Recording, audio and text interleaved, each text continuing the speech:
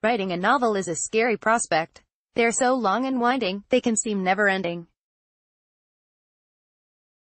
The main obstacle might seem to be starting, the terror of the blank page, but the real stumbling block lies elsewhere. There is no reason in the world why you can't write a novel, and the only thing stopping you from doing so is yourself. It seems such an insurmountable task, and, in any case, you might ask yourself, why would anyone be interested in what I have to say? Who am I to have a voice? It is this lack of self-belief that is the main hindrance. It is the first thing any aspiring author has to get to grips with every time they sit down to write. Writing is about claiming ownership of yourself in order to become the person you know you can be. It's about acknowledging to yourself that writing is not just a hobby, but a profound force in your life, one that will help you to achieve a deep sense of self-expression. A novel is making your mark on the world. It is your cri de coeur. But bridging that gap will be a struggle. You will have to push yourself far outside your comfort zone. And you will have to be completely honest with yourself about why and what you want to write. The first question to ask yourself is, what do I want to say? Pushing yourself hard like this can be a bewildering experience, painful even. Two of my students at Faber Academy, Chloe Esposito and Alice Feeney, both found themselves writing material that was very dark and disturbing, and this frightened them. They were scared to reveal their material to anyone outside our class, but I tried to show them that this was a good thing. It meant they were accessing a side of themselves that had hitherto been unavailable to them.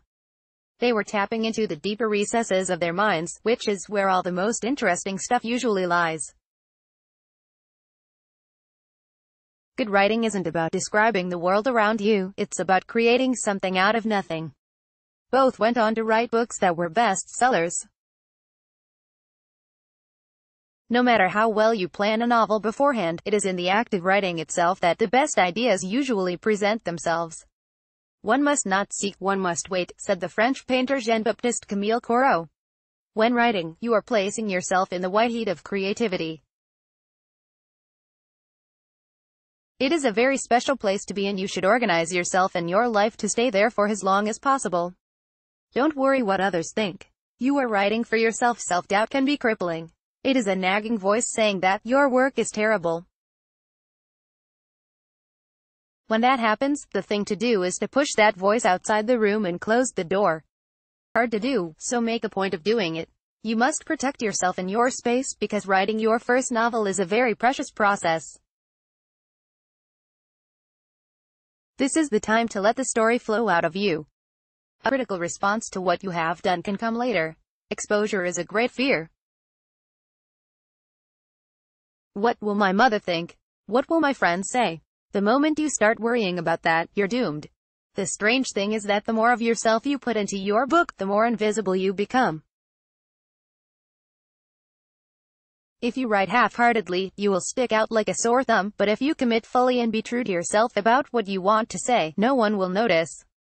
The first person you are writing for has to be yourself. So don't worry what anyone else thinks. They don't matter. Don't write for approval, write because your story has taken you hostage and won't stop bothering you until you have written it. And don't write for money, either, do it because you care passionately about the story you have to tell. Readers will sense that passion. It's why they read books. Try to write from your stomach, not your head or heart. Don't be too much in love with your idea and don't overthink it. Good ideas for novels need to come from somewhere deep inside oneself. Wait until you have a good feeling about it and then have a go. Try to remain neutral about your book. If you wake up every morning convinced you are writing a book of great beauty, chances are you're not. Leave your book's beauty to others, that's their job. Your job is to concentrate on the simple ABCs of storytelling. Your task isn't to learn many techniques, but to learn the simplest techniques perfectly. If you can master that, the difficulty of writing becomes a bit easier. That ease slowly becomes habit, and out of that habit grows beauty. When you are in the middle of writing your first draft, it's like standing in a stream. You can't see the current, but you can feel it. This is the story flowing out of you and you should follow it. This is good work. You have found the sweet spot, the wormhole, into your story. I believe that all the novels you want to write are already written. They already exist inside you in a pre-verbal, rhythmic, motor place in your body. The trick is to find a way of tapping into them. Getting to this place can be elusive. Sometimes it happens early on in the writing process, sometimes very late, but once you find it, your story will flow out of you in a natural, organic way. Once you find the sweet spot, your story will flow out of you while you're writing. Your progress is not easy to measure. It's a case of 3 steps forward and 2 back. But you have to keep going, no matter what. Never look back. Keep moving forward, like a military maneuver. If you do, the process becomes more familiar, and therefore less scary. Pretty soon, if you stick to your daily targets, 6 months will have gone by and you will have a first draft. In my experience, finishing a first draft is the hardest part of writing a novel, so that moment is a huge achievement for anyone who manages it. It is also important to finish a draft because, if you do, it means you will have dealt with all that self-doubt and come out the other side. There, you'll say, I did it.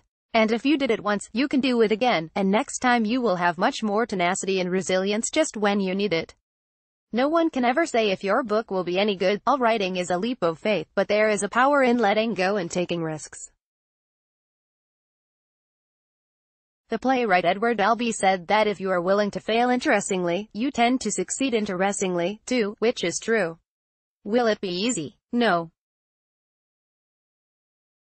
Will it be worth it? Yes. The greater the risk, the greater the reward. Best of all, in finishing a first draft, you will have given yourself permission to call yourself a writer. Writing is all about confidence, and that kind of confidence can never be taught, only ever learned. It will vanquish all foes, and with it, you can do anything. Writing a novel, bring your ideas to life. The Faber Academy Way by Richard Skinner is published by Faber. Order a copy for £8.49 at guardianbookshop.com. The right stuff right from your stomach, not your head or heart. When you have an idea, wait. The longer you do, the more fully formed your story will come out. The necessity of writing comes before its beauty. Imagine listening to Chopin, then imagine playing it. The approach is completely different. Think about where you place your fingers, not about its beauty. Twist your plot like a screw, don't hammer it like a nail. Events have to be spread out evenly along the narrative so that the story is sustained and developed over the whole narrative. If a character wants to become rich, rob them first. You need to put obstacles in your character's way. Characters must pay some kind of price for what they desire, and that cost is our investment in their story. Dialogue is more like 2 monologues that only sometimes connect. Your characters should talk at odds with each other, addressing their own issues instead of each other's.